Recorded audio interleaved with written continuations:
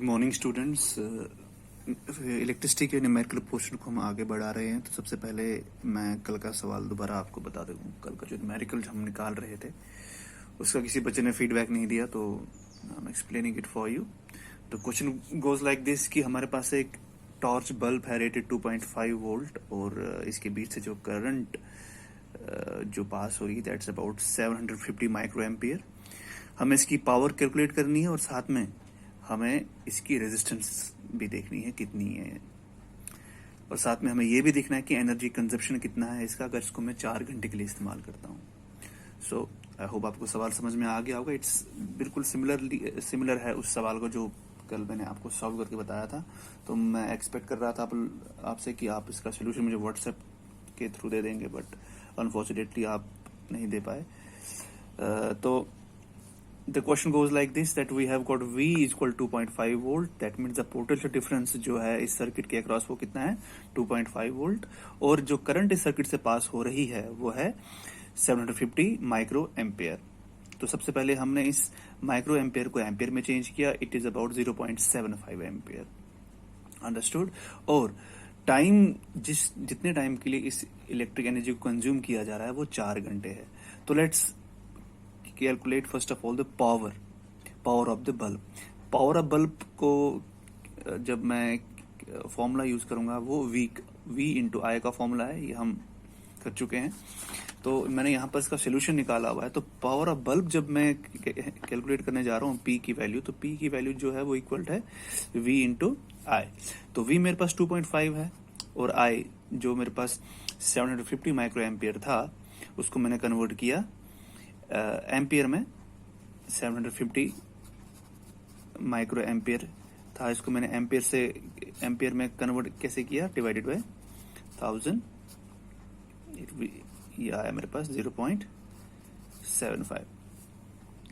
सो इन दोनों को जब मैंने मल्टीपल किया आपस में, मेरे पास जो पावर की वैल्यू आई वो आई 1.75 वॉट। तो दैट मीन्स जो बल्ब का पावर है, पावर ऑफ बल्ब मेरे पास कितना है 1.875 वाट, ये मेरे पास बल्ब का पावर है।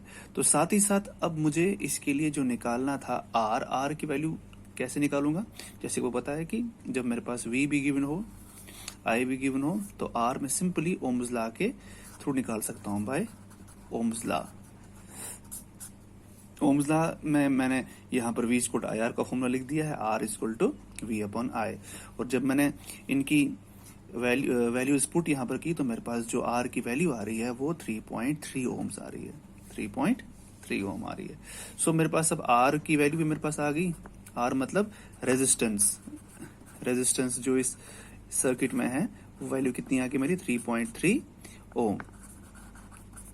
अब देखिए, अब मेरे पास जो थर्ड सेगमेंट में मुझसे पूछा गया था कि आप बताइए कि एनर्जी कंज्यूम कितना होगा इस बल्ब से अगर मैं इसको 4 घंटे के लिए इस्तेमाल करूं। बल्ब कितनी एनर्जी कंज्यूम करेगा अगर मैं इस बल्ब को 4 घंटे के लिए इस्तेमाल करूं।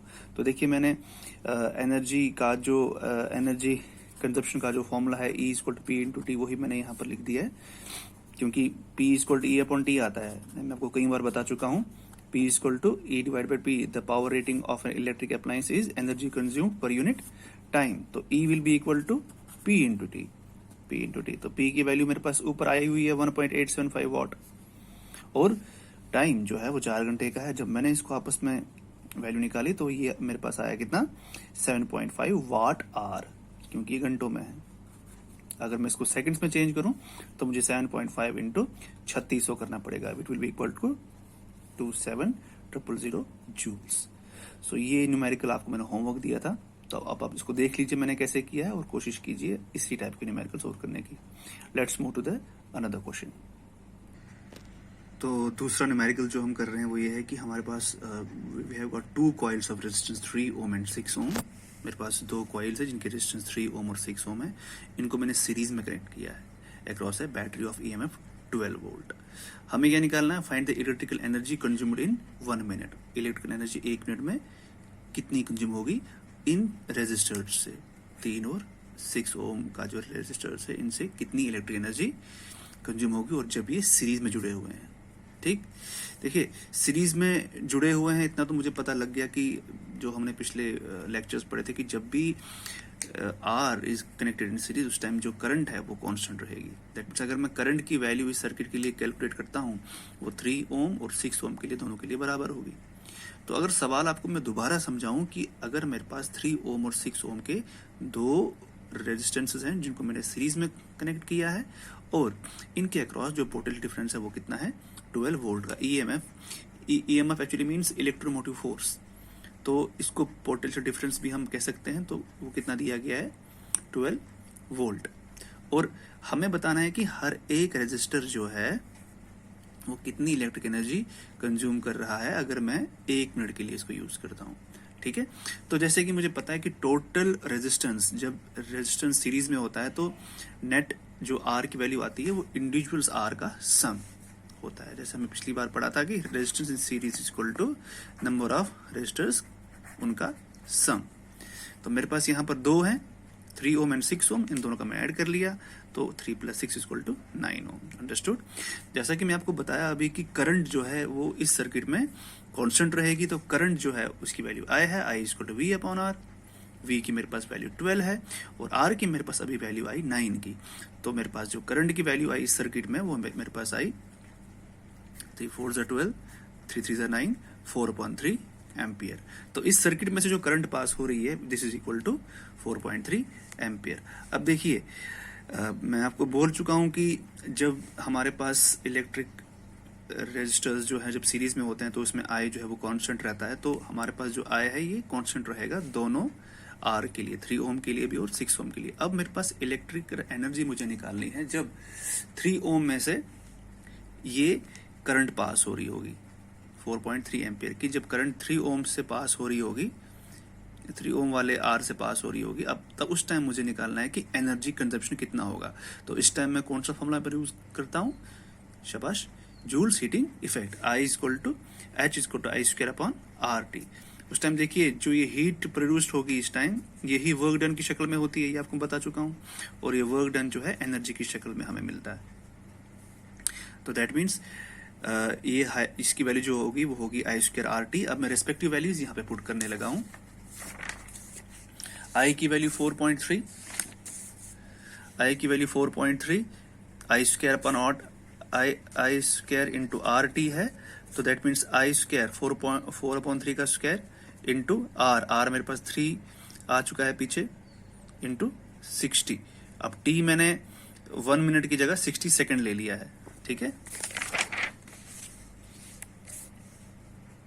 और यहाँ पर R1 की जो वैल्यू है वो हमारी 3 है, that's why I have taken, यहाँ मैंने 3 की वैल्यू तभी ली है क्योंकि हम वैल्यू हमारी R की जो है वो 3 है। तो 4/3 स्क्वायर है, R की वैल्यू 3 इंटू 60, इसको मैंने सिंप्लीफाई किया, ये 3 और 3 यहाँ कट गया, ये 3 से मैंने 3 20 = 60, तो 4 4 = 16, 16 इंटू 20 आ गया आपका 320 जूल।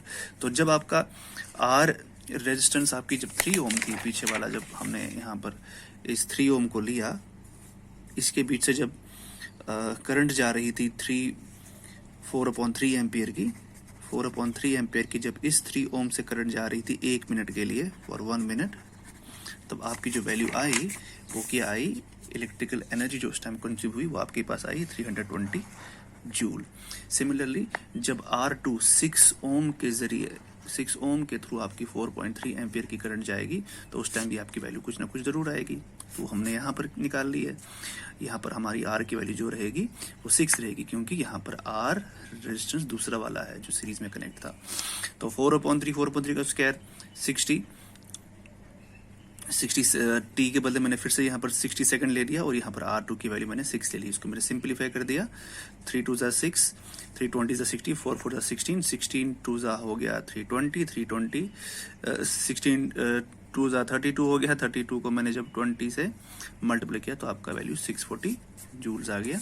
तो यहाँ पर जब आपकी R की वैल्यू 3 ओम थी तो उस वक्त जब आपने 1 मिनट के लिए 4/3 एम्पियर वाली करंट को इस R1 से पास किया तो उस टाइम आपकी एनर्जी कंजप्शन 320 जूल्स आया।